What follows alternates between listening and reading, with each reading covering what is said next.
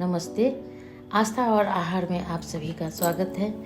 महाकुंभ के इस आध्यात्मिक अवसर का लाभ आप सभी उठाएं।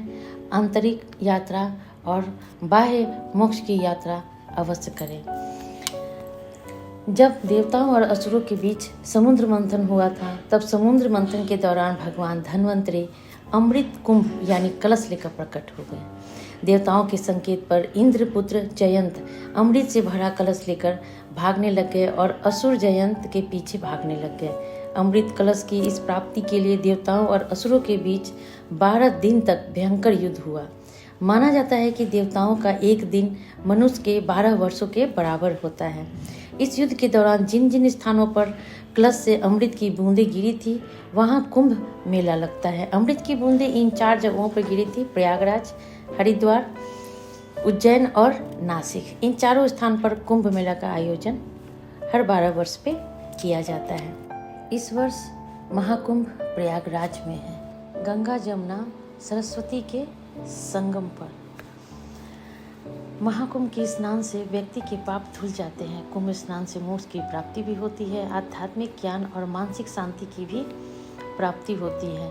इतना ही नहीं, उनकी सारी मनोकामनाएं भी पूर्ण होती हैं। पर मेरी नज़रों से देखें तो कुंभ मेला ना सिर्फ स्नान का बल्कि सात्विक ऊर्जाओं का, साधु संतों के भेष में अपूर्व सात्विक शक्तियों के समूहों का मेला है, जहाँ चारों ओर दिव्यता झलकते रहती है। जल और थल दोनों शक्तियों से सराबोर इस कुंभ में डुबकी लगाने से मोक्ष की प्राप्ति तो होती ही है, पर क्या यह सच में डुबकी लगाने से पूर्णता प्राप्त होती है?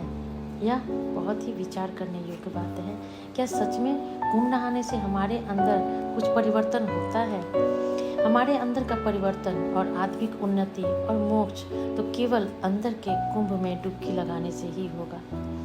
हमारे अंदर एक गहन आंतरिक यात्रा होती है। हमारे अंदर के गंगा, यमुना, सरस्वती के संगम से ही हमारे अंदर परिवर्तन घटित होगा, यानी हमारे अंदर कुंभ घटित होगा। यहाँ नदियाँ हमारी नाड़ियों का, 3 नाड़ियों का ही प्रतीक है: ईरा, पिंगला, सुषुम्ना।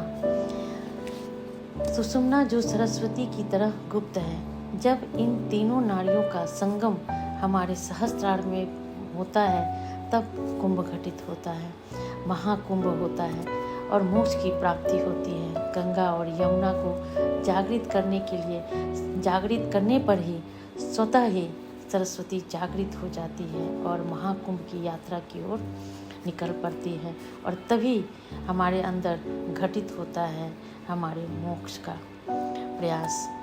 तो यह विचार करने योग्य है कि क्या सिर्फ पहाड़ी स्नान से ही हम अपने अंदर पूर्णता ला सकते हैं और क्या मोक्ष प्राप्त हो सकती है, या फिर हमारे अंदर के ईरा, पिंगला और गंगा, जमुना, सरस्वती के मिलन से ही यह स्नान और मोक्ष संभव है।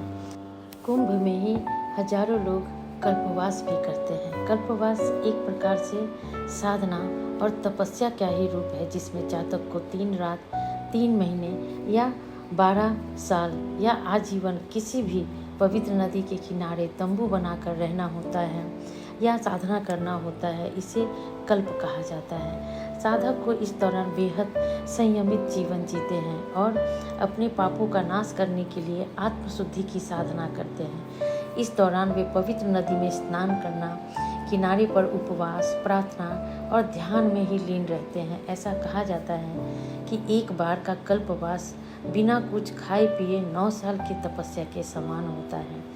कल्पवास करना हर किसी के बस की बात नहीं होती है। ये बेहद ही कठिन साधना है। कल्पवास के दौरान कुछ नियमों का पालन करना भी बेहद जरूरी होता है, वरना तपस्या भंग हो जाती है। साधक को कल्पवास के दौरान झूठ नहीं बोलना होता है। कल्पवास के दौरान झूठ, अहिंसा से दूर रहना होता है। इसी दौरान उनसे चींटी भी नहीं मरनी चाहिए, यानी सभी प्रकार के प्राणियों पर दया भाव बनाए रखना होता है।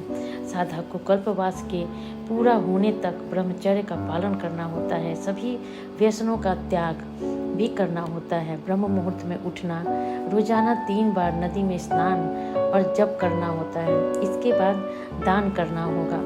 जातक को या जो भी कल्पवास में है, कल्पवास के दौरान किसी भी व्यक्ति की या किसी भी लोगों के बारे में निंदा करना वर्जित है। साथ ही संकल्पित क्षेत्र से बाहर भी नहीं जा सकते हैं। कल्पवास के दौरान साधक को एक ही बार भोजन करना होगा, साथ ही जमीन पर सोना होता है। बहुत ही कठिन तरीके से इसे वो निभाते हैं। यही एक तरह से उनकी तपस्या भी हो जाती है। इसके अलावा कल्पवासी को साधुओं की सेवा, पिंडदान, अग्नि सेवन और अंत में देव पूजन भी करना होता है।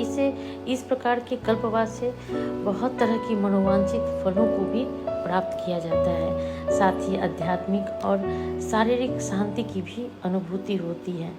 हर प्रकार की माया और मोह से दूर यह कल्पवास बहुत ही अच्छी मुक्ति और शांति प्रदायिनी होती है। इस दौरान की गई तपस्या और साधना से व्यक्ति के सभी पापों खत्म हो जाते हैं और उसे पुण्य की प्राप्ति होती है।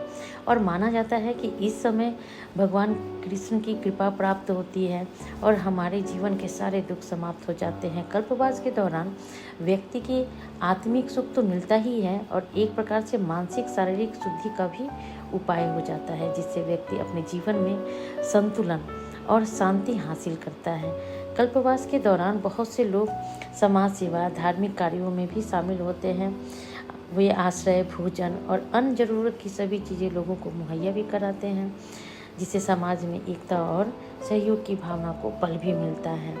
तो इस बार महाकुंभ की अवश्य आप सभी लाभ उठाएं और जो भी अगर अंतर की यात्रा सीखना चाहते हैं, अपने अंदर की ईरा, पिंगला, सुषुम्ना यानी गंगा, जमुना, सरस्वती नारियों को जागृत करना चाहते हैं और महाकुंभ को घटित होने देना चाहते हैं अपने अंदर, तो इस प्रकार किसी एक अच्छे गुरु से आप अंतर यात्रा की साधना अवश्य सीखें। और अगर चाहें तो आप लोग शिव योग से भी जुड़ सकते हैं, जो कि पूर्ण रूप से नर से नारायण होने की यात्रा है। उम्मीद करती हूँ आप लोगों को मेरा यह वीडियो बहुत पसंद आया होगा। अच्छा लगा तो प्लीज़ लाइक, सब्सक्राइब करना ना भूलें। नमः शिवाय।